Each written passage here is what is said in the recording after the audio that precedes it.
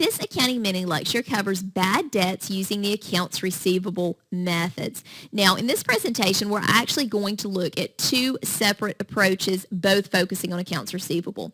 The first approach is the percent of receivables method. This is quite similar to the percentage of sales approach in that we are just going to look at our year-end accounts receivable and we're going to multiply that by some established estimated percentage for bad debt.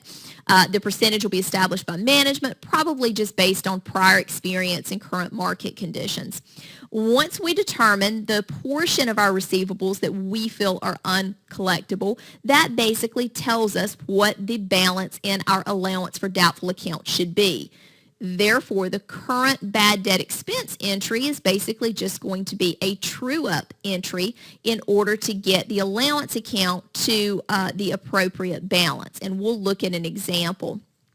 Here we have Musicland. They have $50,000 in accounts receivable and a current credit balance of $200 in the allowance for doubtful accounts as of the end of 2013.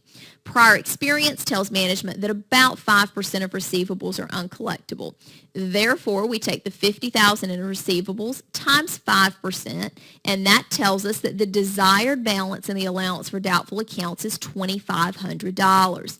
Now remember, we had a previous balance of $200 credit balance in the allowance for doubtful accounts. Our desired balance is a credit balance of $2,500.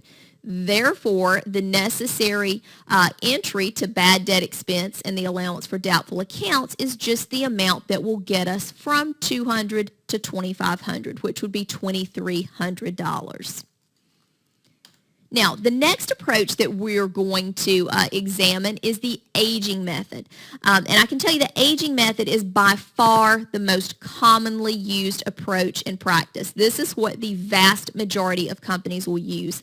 And based on the accounting software that's available today, it's a fairly easy approach to use, and it's by far more accurate than the other approaches that we've evaluated. Basically, with the aging method, we're going to take all of our receivables and place them into groups based on the age of that receivable in order to estimate our bad debt. So let's look at an example here.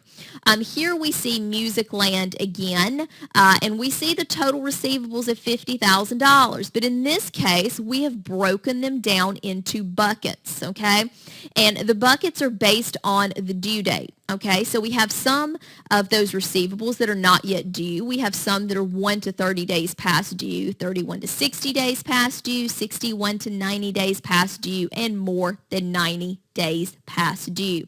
Now, the basic theory behind this approach is that the older a receivable becomes, the less likely we are to collect it, because in most cases, if the customer had the wherewithal to pay it, they would have probably already done so. So it's not to say that, that we'll never collect a very old receivable, because sometimes we may. But in most cases, the older the receivable becomes, the more likely we are to be unable to collect it. So what you see here is management has applied a different percentage, uncollectible percentage, to each of these buckets. And you see the older the invoices are, the higher percentage. For example, management feels that of the invoices that are 90 days past due, 40% of them will probably be uncollectible. And basically, we just apply these percentages, and again, they're estimates provided by management, but we apply them to each little bucket of receivables to determine the total amount that we feel will be uncollectible. Okay? And at that point, we're able to make the necessary entry to bad debt expense in order to get our allowance account to the appropriate balance, which in this case, the appropriate balance was the $2,270. So given we already had a $200 balance in that account, we only needed to make an entry for $2,070. And here's just kind of a quick summary of the methods that we've talked about. We looked at the income statement approach, which uses the percent of sales in a previous presentation. And then in this presentation, we evaluated the percent of receivables and the aging method. Thank you for watching this presentation on bad debts using the accounts receivable approach.